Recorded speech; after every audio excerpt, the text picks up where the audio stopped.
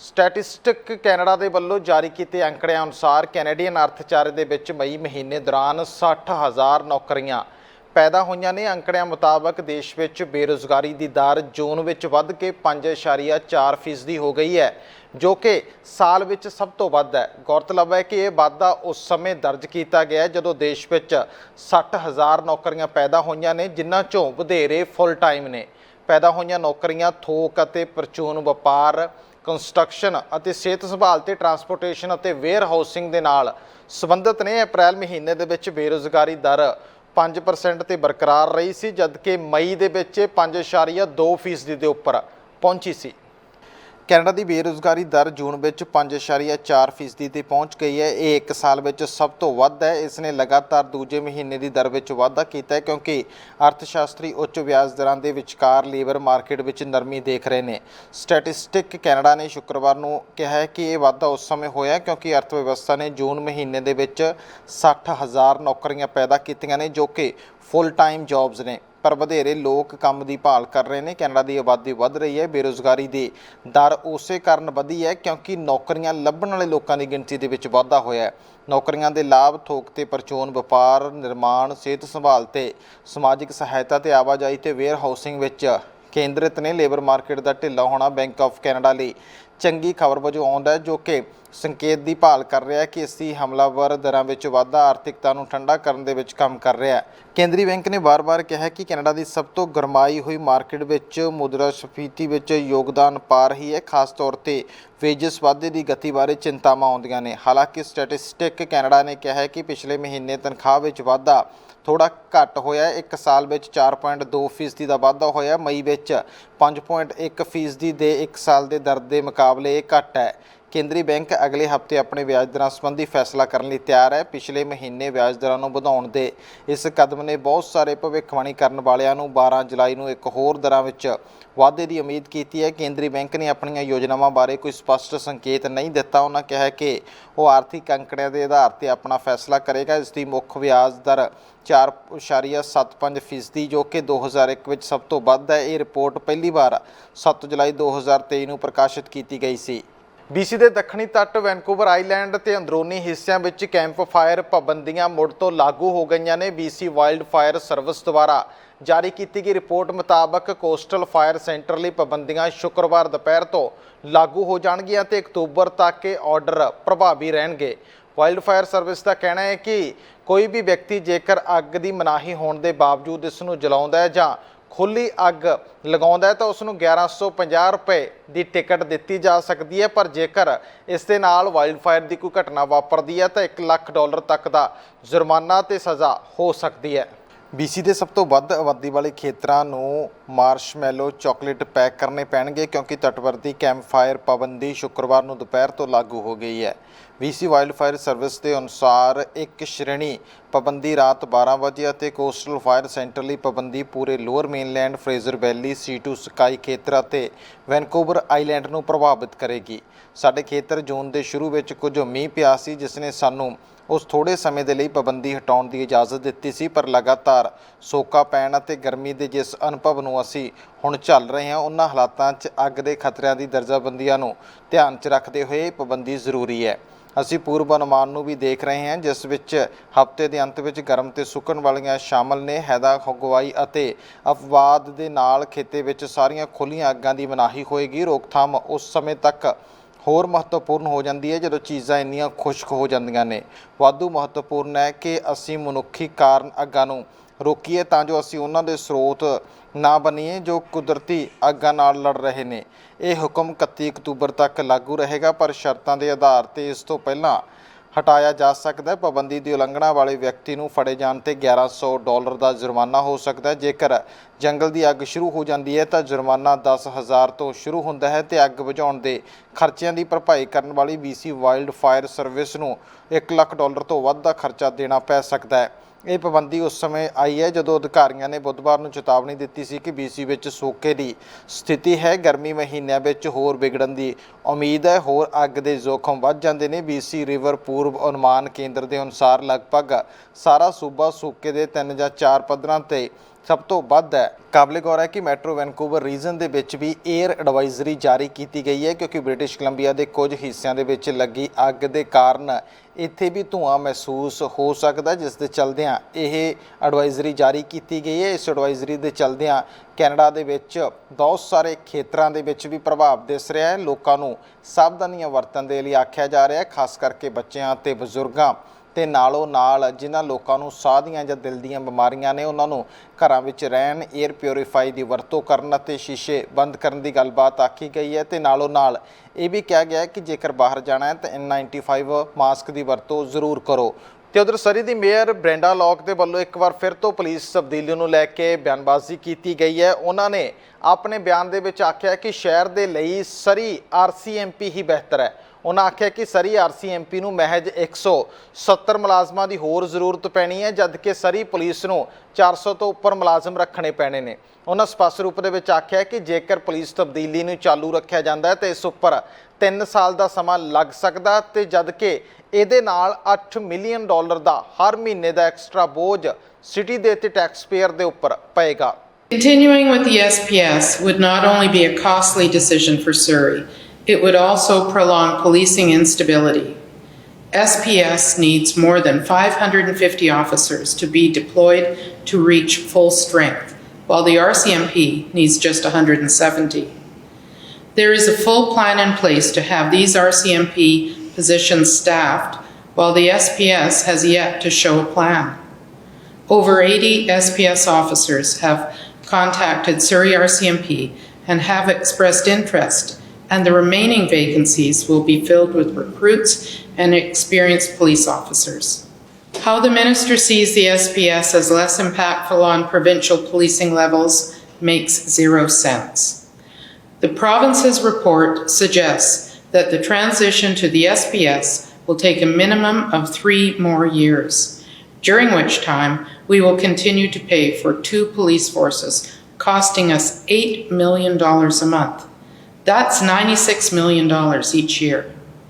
Another 3 years of instability is simply not in the best interest of our citizens, our children, or our community. America ਦੀ ਵਪਾਰਕ ਦੂਤ ਆਪਣੇ Canadian ਹਮਰੁਤਬਾ ਨੂੰ ਇੱਕ digital services tax ਦੀਆਂ ਯੋਜਨਾਵਾਂ ਨੂੰ ਛੱਡਣ ਤੇ ਸਰਹੱਦ ਦੇ ਉੱਤਰ ਵਿੱਚ ਅਮਰੀਕੀ ਘਰੇਲੂ ਖਰੀਦਦਾਰੀ ਦੀ ਆਗਿਆ ਦੇਣ ਦੀ ਅਪੀਲ ਕਰ ਰਹੇ ਨੇ। ਅਮਰੀਕੀ ਵਪਾਰਕ ਆਗੂ ਕੈਥਰੀਨ ਤਾਈ ਦੇ ਕੌਮਾਂਤਰੀ ਵਪਾਰ ਮੰਤਰੀ ਮੈਰੀ ਕੈਨਕੂਨ ਵਿੱਚ 2 ਦਿਨਾਂ ਦੀ ਮੀਟਿੰਗ ਦੌਰਾਨ ਮੈਕਸੀਕੋ 'ਚ ਇੱਕ ਦੂਜੇ ਨਾਲ ਮੁਲਾਕਾਤ ਕੀਤੀ ਤੇ ਅੱਜ ਇਹ ਮੀਟਿੰਗ ਖਤਮ ਹੋ ਗਈ ਹੈ। ਸਾਲਾਨਾ ਇਕੱਠ ਤਿੰਨੇ ਦੇਸ਼ਾਂ ਲਈ ਅਮਰੀਕਾ, ਮੈਕਸੀਕੋ, ਕੈਨੇਡਾ ਸਮਝੌਤੇ ਦੇ ਤਹਿਤ ਆਪਣੀ ਤਰੱਕੀ ਦਾ ਜਾਇਜ਼ਾ ਲੈਣ ਦੇ ਲਈ ਇਹ ਮੌਕਾ ਸੀ। ਵੀਰਵਾਰ ਦੀ ਮੀਟਿੰਗ ਦੌਰਾਨ ਇੱਕ US ਰੀਡ ਆਊਟ ਵਿੱਚ ਕਿਹਾ ਗਿਆ ਹੈ ਕਿ ਤਾਈ ਨੇ ਅਮਰੀਕੀ ਘਰੇਲੂ ਖਰੀਦਦਾਰ ਟੈਲੀਵਿਜ਼ਨ ਚੈਨਲਾਂ ਨੂੰ ਇਜਾਜ਼ਤ ਦੇਣ ਸੌਦੇ ਤਹਿਤ ਕੈਨੇਡਾ ਦੀ ਜ਼ਿੰਮੇਵਾਰੀ ਉੱਤੇ NG ਨੂੰ ਦਬਾਇਆ। ਉਹਨਾਂ ਨੇ ਡਿਜੀਟਲ ਟੈਕਸ ਬਾਰੇ ਲੰਮੇ ਸਮੇਂ ਤੋਂ ਚੱਲੀ ਆ ਰਹੀ US ਦੀਆਂ ਚਿੰਤਾਵਾਂ ਨੂੰ ਦੁਹਰਾਇਆ ਜੋ ਕਿ ਵਿਦੇਸ਼ੀ ਕੰਪਨੀਆਂ ਨੂੰ ਨਿਸ਼ਾਨਾ ਬਣਾਉਂਦਾ, ਜੋ ਕਿ ਕੈਨੇਡੀ ਉਪਭੋਗਤਾਵਾਂ ਦੀ ਸ਼ਮੂਲੀਅਤ, ਸਮੱਗਰੀ ਜਾਂ ਡਾਟਾ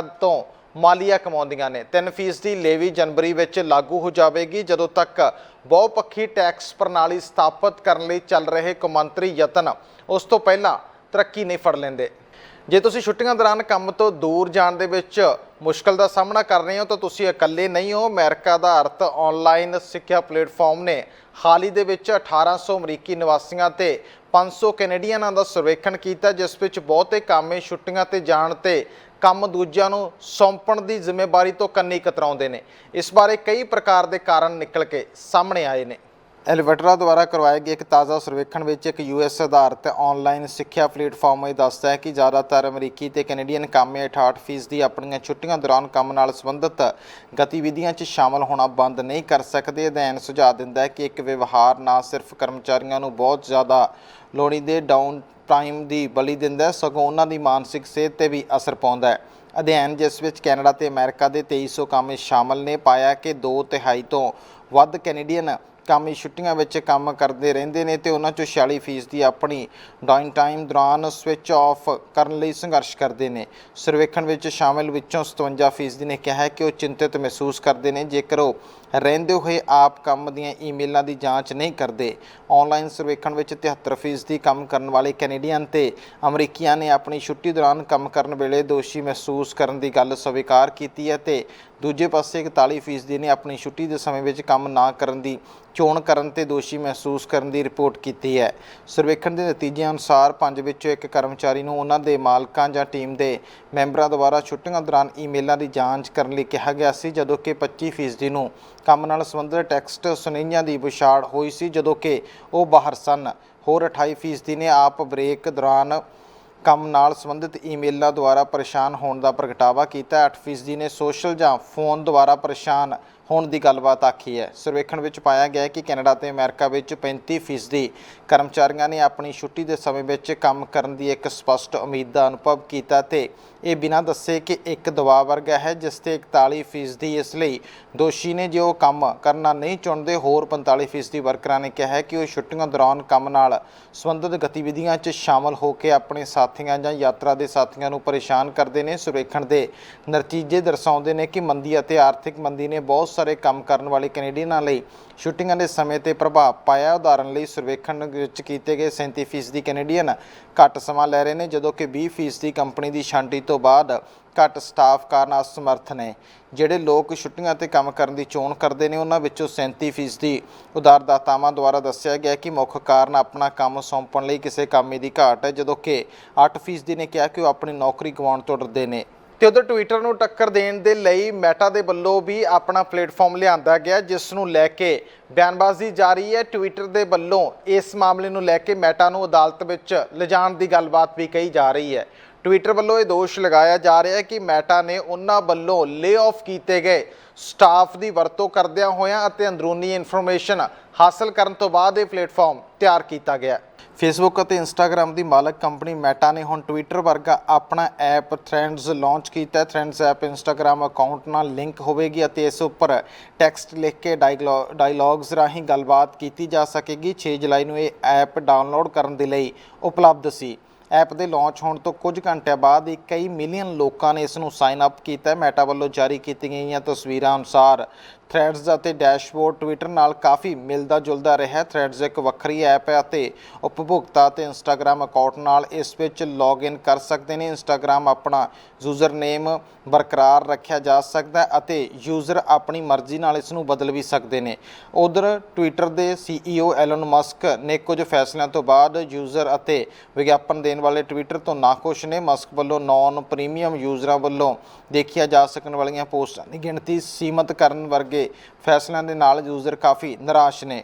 ਦੂਜੇ ਪਾਸੇ ਇਸ ਫੈਸਲੇ ਤੋਂ ਬਾਅਦ ਟਵਿੱਟਰ ਦੇ CEO ਐਲਨ ਮਸਕ ਦੇ ਵੱਲੋਂ ਵੀ ਆਪਣੇ ਲਾਇਰਸ ਦੇ ਰਾਹੀਂ ਮੈਟਾ ਨੂੰ ਇੱਕ ਲੀਗਲ ਨੋਟਿਸ ਭੇਜਿਆ ਗਿਆ, ਜਿਸ ਦੇ ਵਿੱਚ ਉਹਨਾਂ ਆਖਿਆ ਕਿ ਇਸ ਦੇ ਵਿਰੁੱਧ ਕਾਨੂੰਨੀ ਕਾਰਵਾਈ ਕੀਤੀ ਜਾਏਗੀ। ਐਲਨ ਮਸਕ ਦੇ ਵੱਲੋਂ ਇਹ ਤਰਕ ਦਿੱਤਾ ਗਿਆ ਕਿ ਜੋ ਮੁਲਾਜ਼ਮਾਂ ਦੀ ਛਾਂਟੀ ਟਵਿੱਟਰ ਵੱਲੋਂ ਕੀਤੀ ਗਈ ਸੀ, ਉਹਨਾਂ ਮੁਲਾਜ਼ਮਾਂ ਨੂੰ ਮੈਟਾ ਨੇ ਨੌਕਰੀ 'ਤੇ ਰੱਖਿਆ ਅਤੇ ਉਹਨਾਂ ਕੋਲ ਟਵਿੱਟਰ ਦੀ ਅੰਦਰੂਨੀ ਜਾਣਕਾਰੀ ਸੀ, ਜਿਸ ਕਾਰਨ ਇਹ ਐਪ ਥ੍ਰੈਡਸ ਬਣਾਉਣ ਦੇ ਵਿੱਚ ਮੈਟਾ ਕਾਮਯਾਬ ਰਹੀ ਹੈ ਅਤੇ ਇਸ ਦੇ ਰਾਹੀਂ ਟਵਿੱਟਰ ਦੀ ਜਾਣਕਾਰੀ ਯੂਜ਼ ਹੋਈ ਹੈ। ਪਰ ਦੂਜੇ ਪਾਸੇ ਮੈਟਾ ਦੇ ਵੱਲੋਂ ਸਪਸ਼ਟ ਰੂਪ ਦੇ ਵਿੱਚ ਆਖਿਆ ਗਿਆ ਕਿ ਜੋ ਵੀ ਇੰਪਲਾਈਜ਼ ਥ੍ਰੈਡਸ ਦੇ ਕੰਮ ਉੱਪਰ ਲੱਗੇ ਹੋਏ ਸਨ, ਉਹਨਾਂ ਵਿੱਚੋਂ ਕੋਈ ਵੀ ਟਵਿੱਟਰ ਵਾਲੇ ਪਾਸੇ ਤੋਂ ਨਹੀਂ ਆਇਆ, ਜਿਨ੍ਹਾਂ ਸਪਸ਼ਟ ਰੂਪ ਦੇ ਵਿੱਚ ਕਿਹਾ ਕਿ ਇਹ ਐਪ ਦੇ ਪ੍ਰਤੀ ਲੋਕਾਂ ਦਾ ਪੂਰੀ ਤਰ੍ਹਾਂ ਉਤਸ਼ਾਹ ਹੈ ਅਤੇ ਇਸ ਨੂੰ ਲੈ ਕੇ ਲੋਕ ਉਤਸ਼ਾਹਿਤ ਢੰਗ ਦੇ ਨਾਲ ਡਾਊਨਲੋਡਿੰਗ ਕਰ ਰਹੇ ਨੇ। ਭਾਵੇਂ ਇਹ ਐਪ ਕੈਨੇਡਾ ਵਿੱਚ ਡਾਊਨਲੋਡ ਲਈ ਉਪਲਬਧ ਹੈ, ਪਰ ਕੰਪਨੀ ਦੇ ਬੁਲਾਰੇ ਨੇ ਕਿਹਾ ਕਿ ਕੰਪਨੀ ਇਹ ਮੁਲਾਂਕਣ ਕਰ ਰਹੀ ਹੈ ਕਿ online news act bill C-18 Canada ਵਿੱਚ ਯੂਜ਼ਰ ਨੂੰ ਕਿਵੇਂ ਪ੍ਰਭਾਵਿਤ ਕਰੇਗਾ। ਗੂਗਲ ਅਤੇ ਮੈਟਾ ਪਹਿਲਾਂ ਹੀ ਕਹਿ ਚੁੱਕੇ ਨੇ ਜੇਕਰ ਆਨਲਾਈਨ ਨਿਊਜ਼ ਬਿੱਲ ਰਿਲੀਜ਼ ਹੁੰਦਾ ਹੈਗਾ ਅਤੇ ਕਾਨੂੰਨ ਬਣਦਾ ਹੈ ਤੇ ਇਹਦੇ ਬਾਅਦ ਇਹਨਾਂ ਵੱਲੋਂ ਨਿਊਜ਼ ਨਾਲ ਸੰਬੰਧਿਤ ਕੰਟੈਂਟ ਹਟਾ ਦਿੱਤਾ ਜਾਏਗਾ, ਜਿਸ ਉੱਪਰ ਕੈਨੇਡੀਅਨ ਸਰਕਾਰ ਦੇ ਵੱਲੋਂ ਸਖਤ ਸਟੈਂਡ ਲੈਂਦਿਆਂ ਮੈਟਾ ਅਤੇ ਇੰਸਟਾਗ੍ਰਾਮ ਦੇ ਐਡਵਰਟਾਈਜ਼ਮੈਂਟ ਸਸਪੈਂਡ ਕਰਨ ਦੀ ਗੱਲਬਾਤ ਆਖੀ ਗਈ ਸੀ। ਸੋ ਇਸ ਚੀਜ਼ ਨੂੰ ਲੈ ਕੇ ਵੀ ਰੇਟ ਆਉਣ ਵਾਲੇ ਸਮੇਂ 'ਚ ਵੱਧ ਸਕਦਾ ਹੈ। ਬਿਜ਼ਨਸ ਅਤੇ ਕਾਰਪੋਰੇਟ ਇੰਸ਼ੋਰੈਂਸ ਬੜਾ ਮਹੱਤਵਪੂਰਨ ਹਰ ਵਿਅਕਤੀ ਦੇ ਲਈ ਹੁੰਦਾ ਹੈਗਾ, ਪਰ ਇਹਨੂੰ ਨਾ ਕਰਵਾਉਣ ਦੇ ਕੀ ਨੁਕਸਾਨ ਨੇ ਅਤੇ ਇਸ ਨੂੰ ਕਰਵਾਉਣ ਦੇ ਕੀ ਫਾਇਦੇ ਤੁਹਾਨੂੰ ਭਵਿੱਖ ਦੇ ਵਿੱਚ ਹੋ ਸਕਦੇ ਨੇ, ਇਸ ਸੰਬੰਧੀ AMC ਇੰਸ਼ੋਰੈਂਸ ਦੀ ਟੀਮ ਦੇ ਨਾਲ ਚੈਨਲ ਪੰਜਾਬੀ ਵੱਲੋਂ ਖਾਸ ਗੱਲਬਾਤ ਕੀਤੀ ਗਈ ਹੈ। ਬਿਜ਼ਨਸ ਇੰਸ਼ੋਰੈਂਸ ਜਾਂ ਕਮਰਸ਼ੀਅਲ ਇੰਸ਼ੋਰੈਂਸ ਕਿਉਂ ਜ਼ਰੂਰੀ ਹੁੰਦਾ, ਕਿਉਂ ਕਰਵਾਉਣਾ ਚਾਹੀਦਾ ਹੈ, ਇਹਦੇ ਬਾਰੇ ਜਾਣਨ ਦੇ ਲਈ ਅਸੀਂ AMC ਇੰਸ਼ੋਰੈਂਸ ਤੇ ਪਹੁੰਚੇ ਹਾਂ। ਉਹਨਾਂ ਦੀ ਟੀਮ ਤੋਂ ਜਾਣਾਂਗੇ। ਜੀ ਬਹੁਤ ਬਹੁਤ ਸਵਾਗਤ ਹੈ ਜੀ ਚੈਨਲ ਪੰਜਾਬੀ। ਸਭ ਤੋਂ ਪਹਿਲਾਂ ਮੈਂ ਚੈਨਲ ਪੰਜਾਬੀ ਦੇ ਤੁਹਾਡਾ ਧੰਨਵਾਦ ਕਰਦਾ ਕਿ ਤੁਸੀਂ ਸਾਨੂੰ ਮੌਕਾ ਦਿੱਤਾ। ਮੈਂ ਅੱਜ ਤੁਹਾਨੂੰ ਡਿਟੇਲ ਦੇ ਵਿੱਚ ਜਿੰਨਾ ਕੁ ਸਾਡੇ ਕੋਲ ਟਾਈਮ ਹੋਇਆ business insurance basically mostly contractors ਤੇ ਦੁਕਾਨਦਾਰ ਸ਼ਾਪਕੀਪਰ ਜਿਹੜੇ ਰਿਟੇਲ ਕਰਦੇ ਜਾਂ ਹੋਲਸੇਲ ਕਰਦੇ ਉਹਨਾਂ ਨੂੰ ਕਿਹੜੀ ਚੀਜ਼ ਕਵਰ ਕਰਨੀ ਚਾਹੀਦੀ ਹੈ ਕਿਉਂ ਕਰਨੀ ਚਾਹੀਦੀ ਉਹ ਦੱਸਣਾ ਚਾਹਾਂਗਾ। ਸਭ ਤੋਂ ਪਹਿਲਾਂ ਆਪਾਂ ਗੱਲਬਾਤ ਕਰ ਲਈਏ ਜਿਹੜੇ ਕੰਟਰੈਕਟਰ ਨੇ, ਕਿਉਂਕਿ ਸਾਡੀ ਕਮਿਊਨਿਟੀ ਕਾਫੀ ਇਸ ਛੋਟੇ ਸਮਾਲ ਬਿਜ਼ਨੈਸਸ ਦੇ ਵਿੱਚ ਹੈਗੀ ਹੈ, ਤਾਂ ਉਹਨਾਂ ਨੂੰ ਕਿਹੜੀਆਂ ਗੱਲਾਂ ਦਾ ਧਿਆਨ ਰੱਖਣਾ ਚਾਹੀਦਾ ਇੰਸ਼ੋਰੈਂਸ ਕਰਾਉਣ ਵੇਲੇ ਤੇ ਕਿਉਂ ਉਹਨਾਂ ਦੇ ਲਈ ਜ਼ਰੂਰੀ ਹੈ ਇੰਸ਼ੋਰੈਂਸ ਕਰਵਾਉਣਾ? ਦੇਖੋ ਜੀ, ਸਭ ਤੋਂ ਪਹਿਲਾਂ ਆਪਾਂ ਕੰਟਰੈਕਟਰਸ ਲੈ ਰਹੀਏ, ਬਹੁਤ ਵੱਡਾ ਟਾਰਗੇਟ ਆ ਸਾਡਾ। ਮੇਨ ਸਾਡੇ ਲੋਕ ਸਾਰੇ ਇਹ ਕੰਮ ਕਰਦੇ ਨੇ, ਛੋਟੇ ਕੰਮ ਕਰਦੇ ਨੇ, ਜਿੱਦਾਂ ਪਲੰਬਰਸ ਹੈਗੇ, ਰੂਫਰਸ ਹੈਗੇ ਆ, ਫਲੋਰਸ ਪਾਉਂਦੇ ਨੇ, ਘਰਾਂ ਦੇ ਵਿੱਚ ਇਕਵਿਪਮੈਂਟ ਲਾਉਂਦੇ ਨੇ, ਜਾਂ ਇੱਦਾਂ ਦੇ ਹੋਰ ਬਹੁਤ ਸਨਡੈਕਸ ਬਣਾਉਂਦੇ ਨੇ। ਕਿਉਂਕਿ ਇਹ ਲੋਕ ਕਾਫੀ ਇਨਵੋਲਵ ਨੇ, ਕਈ ਵਾਰੀ ਬਹੁਤ ਵੱਡੇ ਇਹਨਾਂ ਨਾਲ ਰਿਸਕ ਹੋ ਜਾਂਦੇ ਆ, ਬਹੁਤ ਵੱਡੇ ਘਟਨਾਵਾਂ ਹੋ ਜਾਂਦੀਆਂ ਜਿਨ੍ਹਾਂ 'ਤੇ ਬਹੁਤ ਜ਼ਿਆਦਾ ਇਹਨਾਂ ਨਾਲ ਨੁਕਸਾਨ ਹੋ ਸਕਦਾ ਹੈ। ਪਹਿਲੀ ਗੱਲ ਤਾਂ ਇਹਨਾਂ ਨੂੰ ਲਾਇਬਿਲਟੀ ਇੰਸ਼ੋਰੈਂਸ ਮੈਕਸੀਮਮ ਜਿੰਨੀ ਲੈ ਸਕਦੇ ਚਾਹੀਦੀ ਹੈ। ਅੱਜ ਦੇ ਜ਼ਮਾਨੇ ਵਿੱਚ 5 ਮਿਲੀਅਨ ਤੋਂ ਥੱਲੇ ਲਾਇਬਿਲਟੀ ਨਹੀਂ ਲੈਣੀ ਚਾਹੀਦੀ, ਕਿਉਂਕਿ ਰਿਸਕ ਤੁਸੀਂ ਇੱਕ ਵੱਡਾ ਘਰ ਆ ਉਹਨੂੰ ਤੁਹਾਡੇ ਕਾਰਨ ਕੁਝ ਹੋ ਜਾਂਦਾ ਤਾਂ ਉਹ ਸਾਰਾ ਕਵਰ ਕਰਨਾ ਮੁਸ਼ਕਿਲ ਹੋ ਜਾਂਦਾ। ਕਿਉਂਕਿ ਜੇ ਤੁਹਾਡੇ ਕਾਰਨ ਹੋਇਆ, ਜੇ ਤੁਸੀਂ ਘਰ ਸਪੋਜ਼ ਕਰੋ ਕੰਮ ਕਰਦੇ ਹੋ, ਉੱਥੇ ਫਾਇਰ ਹੋ ਗਈ ਜਾਂ ਕੋਈ ਵਾਟਰ ਡੈਮੇਜ ਹੋ ਗਿਆ, ਉਹ ਕੰਟਰੈਕਟਰ ਦੀ ਜ਼ਿੰਮੇਵਾਰੀ ਮੰਨੀ ਜਾਂਦੀ ਹੈ। ਕਿਉਂਕਿ ਜਿਹੜਾ ਹੋਮ ਓਨਰ ਆ ਉਹਨੇ ਤਾਂ ਤੁਹਾਨੂੰ ਹਾਇਰ ਕੀਤਾ, ਉਹਦੇ ਲਈ ਤੁਹਾਡੀ ਇੰਸ਼ੋਰੈਂਸ ਲਾਇਬਿਲਟੀ ਇੰਸ਼ੋਰੈਂਸ ਹੋਣੀ ਬਹੁਤ ਹੀ ਜ਼ਰੂਰੀ ਹੈ। ਕਿਉਂਕਿ ਜੋ ਵੀ ਹੋ ਗਿਆ ਉਹਦਾ ਮਾਲ ਉਹਦੇ ਰੱਖਿਆ ਲਈ ਤੁਹਾਨੂੰ ਉਹ ਪ੍ਰੋਟੈਕਟ ਕਰੇਗੀ। ਅਦਰਵਾਈਜ਼ ਤੁਸੀਂ ਆਪਣੀ ਸਾਰੀ ਉਮਰ ਦੀ ਜਿਹੜੀ ਕਮਾਈ ਹੈ ਉਹਨੂੰ ਉੱਥੇ ਹੀ ਲਾ ਦਿਓਗੇ, ਫਿਰ ਵੀ ਕਰਜ਼ਾ ਨਹੀਂ ਉਤਰਦਾ। ਇਸ ਲਈ ਮੈਂ ਇਹੋ ਕਹਾਂਗਾ ਕਿ ਚੰਗੇ ਬ੍ਰੋਕਰ ਨਾਲ ਸਲਾਹ ਕਰਕੇ 5 ਮਿਲੀਅਨ ਤੱਕ ਲਾਇਬਿਲਟੀ ਲਓ। ਉਹਦੇ ਵਿੱਚ ਫਿਰ ਇਕੱਲੀ ਲਾਇਬਿਲਟੀ ਨਾਲ ਲਓ, ਤੁਸੀਂ ਦੇਖੋ ਕਿ ਕੀ ਕਵਰ ਹੈਗਾ। ਕਈ ਵਾਰੀ ਉਹ ਤੁਸੀਂ ਡਿਕਲੇਅਰ ਗਲਤ ਕਰ ਦਿੰਦੇ ਹੋ ਕਿ ਮੈਂ ਸਿਰਫ ਆਹ ਕੰਮ ਹੀ ਕਰਦਾ ਜਾਂ ਇੰਨਾ ਹੀ ਕਰਦਾ ਜਾਂ ਮੈਂ ਸਿਰਫ ਰੈਨੋਵੇਸ਼ਨ ਕਰਦਾ, ਮੈਂ ਕੋਈ ਸਟਰਕਚਰਲ ਚੀਜ਼ ਨਹੀਂ ਬਣਾਉਂਦਾ। ਤੁਸੀਂ ਉਹ ਛੱਡਤੀ, ਤੁਸੀਂ ਸਟਰਕਚਰ ਦਾ ਕੰਮ ਵੀ ਕਰਦੇ ਹੋ। ਉਹ ਜੇ ਕਲੇਮ ਹੋ ਜਾਂਦਾ, ਕਲੇਮ ਸਟਰਕਚਰ ਕਰਕੇ ਹੋ ਜਾਂਦਾ, ਉਹਦਾ ਘਰ ਕੁਝ ਹੋ ਜਾਂਦਾ, ਉਹ ਕਵਰ ਨਹੀਂ ਹੋਣੀ। ਕੋਈ ਤੁਹਾਡੀ ਲਈ ਦਾ ਲਾਇਬਿਲਟੀ ਲਈ ਦਾ ਫਾਇਦਾ ਵੀ ਕੋਈ ਨਹੀਂ, ਕਿਉਂਕਿ ਉਹ ਤੁਹਾਡੀ ਜਿਹੜੀ ਚੀਜ਼ ਨਾਲ ਤੁਹਾਡਾ ਡੈਮੇਜ ਹੋਇਆ ਕਵਰ ਨਹੀਂ ਹੋਈ। ਇਸ ਲਈ ਪ੍ਰੋਪਰ ਆਪਣੇ ਐਕਸਪਲੇਨ ਕਰਕੇ ਕਿ ਤੁਸੀਂ ਕੀ ਕੰਮ ਕਰਦੇ ਹੋ, ਉਹਦੇ ਵਿੱਚ ਕੀ ਰਿਸਕ ਕਰਦੇ ਹੋ, ਕਿਹੜੇ ਆਕੂਪੇਸ਼ਨ ਤੁਸੀਂ ਕਰਦੇ ਹੋ, ਸਾਰੇ ਹੀ ਕਵਰ ਕਰਾਓ।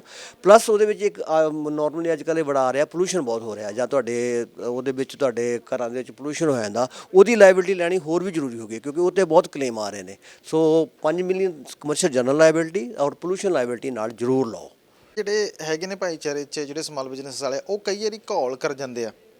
ਤੁਸੀਂ ਵੈਸੇ ਸਾਰਾ ਕੁਝ ਸਾਫ਼ ਕਰ ਹੀ ਦਿੱਤਾ, ਪਰ ਉਹਨਾਂ ਨੂੰ ਕਿੱਡਾ ਕੁ ਵੱਡਾ ਰਿਸਕ ਹੋ ਸਕਦਾ, ਮਤਲਬ ਜੇ ਉਹ ਕਦੇ ਕੁਝ ਐਸੀ ਘਟਨਾ ਵਾਪਰ ਜੇ ਤੇ ਇੰਸ਼ੋਰੈਂਸ ਉਹਨਾਂ ਨੇ ਨਹੀਂ ਲਿਆ? ਦੇਖੋ ਜੀ, ਰਿਸਕ ਤਾਂ ਕੁਝ ਵੀ ਹੋ ਸਕਦਾ, ਕਿਸੇ ਦੀ ਲਾਈਫ ਚਲ ਗਈ। ਰਿਸਕ ਤਾਂ ਅਨਇਮੈਜਿਨੇਬਲ ਆ, ਸਾਰਾ ਕਰਨਾ ਕਵਰ ਮੁਸ਼ਕਲ ਹੈ। ਹੋ ਕੁਝ ਵੀ ਹੋ ਸਕਦਾ, ਤੁਹਾਡਾ 10 ਮਿਲੀਅਨ ਦਾ, 25 ਮਿਲੀਅਨ ਦਾ, 30 ਮਿਲੀਅਨ ਤੱਕ ਵੀ ਡੈਮੇਜ ਆ ਸਕਦਾ। ਪਰ ਮੋਸਟ ਆਫ ਦੀ ਜਿਹੜਾ ਡੈਮੇਜ ਹੁੰਦਾ ਉਹ 1 ਤੋਂ 5 ਮਿਲੀਅਨ ਦੇ ਵਿੱਚ ਹੀ ਹੁੰਦੇ ਆ। ਇਸ ਲਈ ਅਸੀਂ ਰეკਮੈਂਡ ਕਰਦੇ ਹਾਂ ਕਿ 5 ਮਿਲੀਅਨ ਜਾਂ 10 ਮਿਲੀਅਨ ਤੱਕ ਲਾਇਬਿਲਟੀ ਲਓ। ਪੋਲੂਸ਼ਨ ਲਾਇਬਿਲਟੀ ਕੋਈ ਸਾਨੂੰ ਕਲੀਨ ਅਪ ਕਰਨੀ ਪੈ ਸਕਦੀ, ਉਹਦੀ 2 ਮਿਲੀਅਨ ਤੱਕ ਦੇ ਕਵਰੇਜ ਲੈਣੇ ਬਹੁਤ ਹੀ ਜ਼ਰੂਰੀ ਹੈ। ਇੰਨਾ ਕੁ ਤਾਂ ਬਹੁਤ ਹੀ ਜ਼ਰੂਰੀ ਹੈ। ਸੈਕੰਡਲੀ, ਟਾਈਮ ਸਿਰ ਲਓ। ਇਸ ਤੋਂ ਬਿਨਾਂ ਮੈਂ ਤੁਹਾਨੂੰ ਐਡ ਕਰਨਾ ਚਾਹੁੰਦਾ, ਉਹਨਾਂ ਨੂੰ ਸਿਰਫ ਲਾਇਬਿਲਟੀ ਨਹੀਂ ਚਾਹੀਦੀ, ਉਹਨਾਂ ਕੋਲ ਬਹੁਤ ਵੈਲਿਊਏਬਲ ਟੂਲਸ ਵੀ ਹੁੰਦੇ ਨੇ। ਉਹਨਾਂ ਦੇ ਟੂਲ ਮੋਸਟਲੀ ਤੁਹਾਡੀ ਗੱਡੀ ਦੇ ਵਿੱਚ ਹੀ ਰੱਖੇ ਹੁੰਦੇ ਆ। ਉਹਦਾ ਵੈਨ ਹੁੰਦੀ, ਵੈਨ 'ਚ ਹੁੰਦੇ ਆ, ਚੋਰੀ ਬਹੁਤ ਹੁੰਦੇ ਆ। ਉਹਨਾਂ ਟੂਲਸ ਦੀ ਪ੍ਰੋਪਰ ਲਿਸਟ ਸਕੈਜੂਲ ਕਰਕੇ ਕਰਾਓ। ਕਈ ਆਪਣੇ ਕੰਟਰੈਕਟਰ ਹੀ ਕਰਦੇ, ਇੱਕ ਬਲੈਂਕਟ ਲਿਮਿਟ ਲੈ ਲੈਂਦੇ 25,000 ਦੀ। ਉਹ ਇਕਵਿਪਮੈਂਟ ਕਵਰੇਜ ਸਿਰਫ ਛੋਟੇ ਇਕਵਿਪਮੈਂਟ ਲਈ ਹੈ। ਜਿਹੜੀ ਬਲੈਂਕਟ ਲਿਮਿਟ ਉਹ 1500 ਦਾ ਇਕਵਿਪਮੈਂਟ ਕਵਰ ਕਰਦੀ ਹੈ। ਸੋ ਜਿਹੜੇ ਤੁਹਾਡੇ ਮੇਜਰ ਇਕਵਿਪਮੈਂਟ ਆ, ਜਿਹਦੀ ਵੈਲਿਊ 5,000 ਜਾਂ 10,000 ਆ, ਉਹਨੂੰ ਸਕੈਜੂਲ ਕਰਕੇ ਉਹਦਾ ਵਿਨ ਨੰਬਰ ਪਾ ਕੇ ਕਵਰ ਕਰਾਓ, ਤਾਂ ਕਿ ਉਹ ਪ੍ਰੋਪਰ ਕਵਰੇਜ ਤੁਹਾਨੂੰ ਰਿਪਲੇਸਮੈਂਟ ਕਾਸਟ ਮਿਲ ਸਕੇ। ਇਸ ਤੋਂ ਇਲਾਵਾ ਦੁਕਾਨਾਂ ਵਾਲੇ ਬਿਜ਼ਨਸ 'ਚ ਵੀ ਆਪਣਾ ਭਾਈਚਾਰਾ, ਕਿਸੇ ਦੇ ਰੈਸਟੋਰੈਂਟਸ ਨੇ, ਕਿਸੇ ਦਾ ਕੋਈ ਹੋਰ ਬਿਜ਼ਨਸ ਹੈ, ਤਾਂ ਉਹਨਾਂ ਦੇ ਲਈ ਇੰਸ਼ੋਰੈਂਸ ਵੱਖਰਾ ਹੁੰਦਾ ਜੀ? ਇੰਸ਼ੋਰੈਂਸ ਤਾਂ ਸੇਮ ਹੀ ਹੁੰਦਾ, ਪਰ ਕਵਰੇਜ ਉਹਨਾਂ ਨੂੰ ਕੀ ਚਾਹੀਦਾ ਹੈਗਾ ਉਹ ਥੋੜ੍ਹਾ ਡਿਫਰੈਂਟ ਹੋ ਜਾਂਦਾ।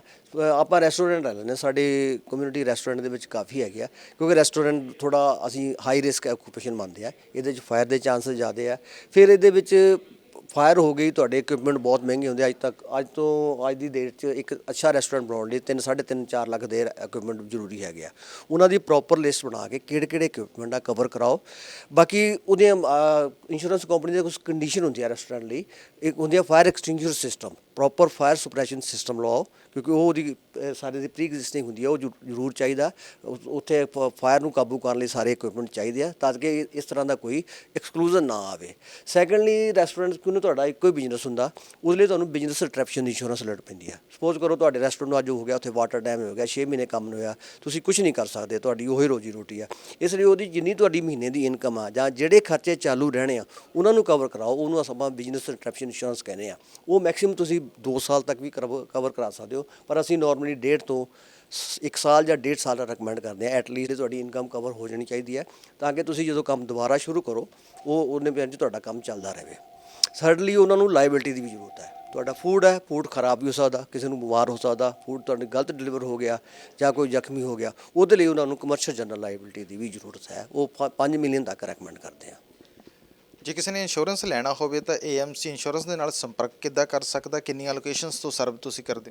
ਇਸ ਵੇਲੇ ਸਾਡੀਆਂ 10 ਲੋਕੇਸ਼ਨਸ ਕੰਮ ਕਰਦੀਆਂ ਨੇ। ਹਰੇਕ ਲੋਕੇਸ਼ਨ 'ਤੇ ਤੁਸੀਂ ਫੋਨ ਕਰ ਸਕਦੇ ਹੋ, ਉਹਨਾਂ ਦੇ ਫੋਨ ਵੀ ਹੈਗੇ ਆ, ਬਟ ਮੈਂ ਮੇਨ ਤੁਹਾਨੂੰ ਇੱਕ ਨੰਬਰ ਆਪਣਾ ਦੇ ਦੇਣਾ 6045076666। ਇਸ 'ਤੇ ਕਾਲ ਕਰੋ। ਮੈਂ ਵੀ ਕਮਰਸ਼ੀਅਲ ਇੰਸ਼ੋਰੈਂਸ ਹੀ ਦੇਖਦਾ, ਮੈਨੂੰ ਵੀ ਤੁਸੀਂ ਡਾਇਰੈਕਟਲੀ ਕਰ ਸਕਦੇ ਹੋ। ਮੇਰਾ ਡਾਇਰੈਕਟ ਨੰਬਰ ਹੈ 6045470185। ਬਾਕੀ ਹਰੇਕ ਆਫਿਸ, ਸਾਡਾ ਆਫਿਸ ਸਰੀ ਵੀ ਹੈ, ਲੈਂਗਲੀ ਵੀ ਹੈ, ਵੈਨਕੂਵਰ ਵੀ ਹੈ, ਐਬਸਪੋਰਟ 'ਚ ਵੀ ਹੈ। ਕਿਸੇ ਵੀ ਆਫਿਸ ਕਾਲ ਕਰੋ, ਅਸੀਂ ਤੁਹਾਨੂੰ ਪੂਰੀ ਐਕਸਪਰਟ ਗਾਈਡਲਾਈਨ ਦੇਵਾਂਗੇ ਔਰ ਤੁਹਾਡੀਆਂ ਨੋਟ ਦੇ ਮੁਤਾਬਕ ਤੁਹਾਨੂੰ ਬੈਸਟ ਪ੍ਰੀਮੀਅਮ ਲੈ ਕੇ ਦੇਵਾਂਗੇ। ਬਹੁਤ ਬਹੁਤ ਧੰਨਵਾਦ। ਥੈਂਕ ਯੂ ਜੀ, ਸ਼ੁਕਰੀਆ। ਸੋ ਵਾਕਈ ਜਦੋਂ ਅਸੀਂ ਬਿਜ਼ਨੈਸਸ ਦੀ ਗੱਲਬਾਤ ਕਰਦੇ ਹਾਂ ਜਾਂ ਕਮਰਸ਼ੀਅਲ ਇੰਸ਼ੋਰੈਂਸ ਦੀ ਗੱਲਬਾਤ ਕਰਦੇ ਹਾਂ ਤੇ ਬਹੁਤ ਜ਼ਰੂਰੀ ਹੈ, ਕਿਉਂਕਿ ਜੇਕਰ ਕਦੇ ਕੋਈ ਘਟਨਾ ਵਾਪਰ ਜਾਂਦੀ ਹੈ ਤਾਂ ਤੁਹਾਡੀ ਜ਼ਿੰਦਗੀ ਦੀ ਮਿਹਨਤ ਦੀ ਕਮਾਈ ਦੀ ਬਚਤ ਇੰਸ਼ੋਰੈਂਸ ਦੇ ਸਦਕਾ ਹੋ ਸਕਦੀ ਹੈ।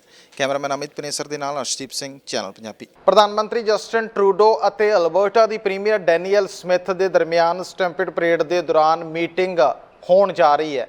ਕਾਬਲੇ ਗੌਰ ਹੈ ਕਿ ਅਲਬਰਟਾ ਦੀ ਆਇਲ ਇੰਡਸਟਰੀ ਨੂੰ ਲੈ ਕੇ ਪਿਛਲੇ ਸਮੇਂ ਦੌਰਾਨ ਫੈਡਰਲ ਸਰਕਾਰ ਅਤੇ ਪ੍ਰੋਵਿੰਸ਼ੀਅਲ ਗਵਰਨਮੈਂਟ ਦੇ ਦਰਮਿਆਨ ਬਿਆਨਬਾਜ਼ੀ ਅਤੇ ਖਿੱਚੋਤਾਣ ਚੱਲਦੀ ਰਹੀ ਹੈ, ਪਰ ਉਸ ਖਿੱਚੋਤਾਣ ਤੋਂ ਬਾਅਦ ਹੁਣ ਲੱਗ ਰਿਹਾ ਹੈ ਕਿ ਇਸ ਮੀਟਿੰਗ ਤੋਂ ਬਾਅਦ ਸ਼ਾਇਦ ਸੰਬੰਧ ਸੁਰਖਰੂ ਅਤੇ ਪੋਜ਼ਿਟਿਵ ਪਾਸੇ ਵੱਲ ਜਾ ਸਕਦੇ ਨੇ। ਤੁਹਾਡੇ ਸਭ ਦੇ ਯਾਦ ਹੋਣਾ ਹੈ ਕਿ ਅਲਬਰਟਾ ਇਲੈਕਸ਼ਨ ਤੋਂ ਪਹਿਲਾਂ ਵੀ ਪ੍ਰਧਾਨ ਮੰਤਰੀ ਜਸਟਿਨ ਟਰੂਡੋ ਦੇ ਵੱਲੋਂ ਸਿਹਤ ਦੇ ਮੁੱਦਿਆਂ ਨੂੰ ਲੈ ਕੇ ਪ੍ਰੀਮੀਅਰਸ ਦੀ ਮੀਟਿੰਗ ਦੌਰਾਨ ਵੱਖਰੇ ਤੌਰ ਤੇ ਅਲਬਰਟਾ ਦੀ ਪ੍ਰੀਮੀਅਰ ਡੈਨੀਅਲ ਸਮਿਥ ਦੇ ਨਾਲ ਮੁਲਾਕਾਤ ਕੀਤੀ ਗਈ ਸੀ, ਪਰ ਜਦੋਂ ਮੁਲਾਕਾਤ ਕਰਨ ਦੇ ਸਮੇਂ ਉਹਨਾਂ ਡੈਨੀਅਲ ਸਮਿਥ ਦੇ ਨਾਲ ਹੈਂਡਸ਼ੇਕ ਕਰਨਾ ਚਾਹਿਆ ਤਾਂ ਡੈਨੀਅਲ ਸਮਿਥ ਦੇ ਵੱਲੋਂ ਹੈਂਡਸ਼ੇਕ ਕਰਨ ਤੋਂ ਲਗਭਗ ਇਨਕਾਰ ਕਰ ਦਿੱਤਾ ਗਿਆ ਸੀ। ਸੋ ਅੱਜ ਪ੍ਰਧਾਨ ਮੰਤਰੀ ਜਸਟਿਨ ਟਰੂਡੋ ਤੇ ਅਲਬਰਟਾ ਦੀ ਪ੍ਰੀਮੀਅਰ ਡੈਨੀਅਲ ਸਮਿਥ ਦੇ ਵੱਲੋਂ ਮੀਟਿੰਗ ਕੀਤੀ ਗਈ ਹੈ। ਸਟੈਂਪਿਡ ਸੀਜ਼ਨ ਆ ਜਾਣ ਕਾਰਨ ਟਰੂਡੋ ਕਈ ਹੋਰਨਾਂ ਥਾਵਾਂ ਦਾ ਦੌਰਾ ਵੀ ਕਰਨਗੇ। ਟਰੂਡੋ ਤੇ ਸਮਿਥ ਵੱਲੋਂ ਗ੍ਰੀਨ ਹਾਊਸ ਗੈਸਾਂ ਦੇ ਰਿਸਾਅ ਤੇ 2035 ਤੱਕ ਫੈਡਰਲ ਸਰਕਾਰ ਦੇ ਨੈਟ ਜ਼ੀਰੋ ਇਲੈਕਟ੍ਰੀਸਿਟੀ ਗ੍ਰਿਡ ਦੇ ਟੀਚੇ ਨੂੰ ਪੂਰਾ ਕਰਨ ਲਈ ਕੀਤੀ ਜਾਣ ਵਾਲੀ ਗੱਲਬਾਤ ਤੋਂ ਇਲਾਵਾ ਹੋਰ ਕਈ ਮੁੱਦੇ ਇਸ ਸਮੇਂ ਵਿਚਾਰੇ ਗਏ ਨੇ। ਕੈਨੇਡਾ ਤੇ ਅਲਬਰਟਾ 2050 ਤੱਕ ਨੈਟ ਜ਼ੀਰੋ ਦਾ ਸੁਪਨਾ ਸਾਕਾਰ ਕਰਨ ਬਾਰੇ ਸੋਚ ਰਹੇ ਨੇ, ਪਰ ਫੈਡਰਲ ਸਰਕਾਰ ਕੋਲ ਇਹਨਾਂ ਤੋਂ ਇਲਾਵਾ ਵੀ ਕਈ ਹੋਰ ਟੀਚੇ ਨੇ ਜਿਹੜੇ ਪੂਰੇ ਕੀਤੇ ਜਾਣੇ ਨੇ। ਹੋਰ ਟੀਚਿਆਂ ਮੁਤਾਬਕ ਆਇਲ ਅਤੇ ਗੈਸ ਸੈਕਟਰ ਤੋਂ ਰਿਸਾਅ ਨੂੰ 40% ਘਟਾਉਣ ਲਈ ਸਰਕਾਰ 2030 ਦਾ ਟੀਚਾ ਮਿਤੀ ਬੈਠੀ ਹੈ। ਸਮਿਥ ਨੇ ਆਖਿਆ ਕਿ ਉਹਨਾਂ ਨੂੰ ਆਸ ਹੈ ਕਿ ਪ੍ਰੋਵਿੰਸ ਤੇ ਓਟਵਾ ਦਰਮਿਆਨ ਗੱਲਬਾਤ ਹਾਂ ਪੱਖੀ ਰਹੇਗੀ ਤੇ ਅੱਗੇ ਵੀ ਜਾਰੀ ਰਹੇਗੀ, ਕਿਉਂਕਿ ਅਲਬਰਟਾ ਗੈਸ ਨੂੰ ਲੈ ਕੇ ਸੋਵਰਨਟੀ ਐਕਟ ਵੀ ਲੈ ਕੇ ਆਇਆ ਸੀ ਕਿ ਉਹ ਆਪਣੇ ਫੈਸਲੇ ਖੁਦ ਮੁਖਤਿਆਰੀ ਦੇ ਨਾਲ ਕਰਨਾ ਚਾਹੁੰਦਾ ਹੈ ਅਤੇ ਇਹ ਵਿਵਾਦ ਪਿਛਲੇ ਕਾਫੀ ਲੰਬੇ ਸਮੇਂ ਤੋਂ ਚਰਚਾ ਦੇ ਵਿੱਚ ਹੈ। ਫਿਲਹਾਲ ਦੇ ਲਈ ਕੈਨੇਡਾ ਨਿਊਜ਼ ਦੇ ਵਿੱਚ ਇੰਨਾ ਹੀ। ਭਲਕੇ ਮੁੜ ਹਾਜ਼ਰ ਹੋਵਾਂਗੇ, ਤਦ ਤੱਕ ਦੇ ਲਈ ਦਿਓ ਆਗਿਆ ਤੇ ਤੁਸੀਂ ਬਣੇ ਰਹੋ ਚੈਨਲ ਪੰਜਾਬੀ ਦੇ ਨਾਲ। ਧੰਨਵਾਦ। ਸਾਡਾ ਹਰ ਇੱਕ ਪ੍ਰੋਗਰਾਮ ਦੇਖਣ ਤੇ ਸਾਡੇ ਨਾਲ ਜੁੜਨ ਲਈ ਸਬਸਕ੍ਰਾਈਬ ਕਰੋ ਚੈਨਲ ਪੰਜਾਬੀ ਤੇ ਨੋਟੀਫਿਕੇਸ਼ਨ ਲਈ ਬੈਲ ਆਈਕਨ ਵਾਲੇ ਬਟਨ ਤੇ ਕਲਿੱਕ ਕਰੋ।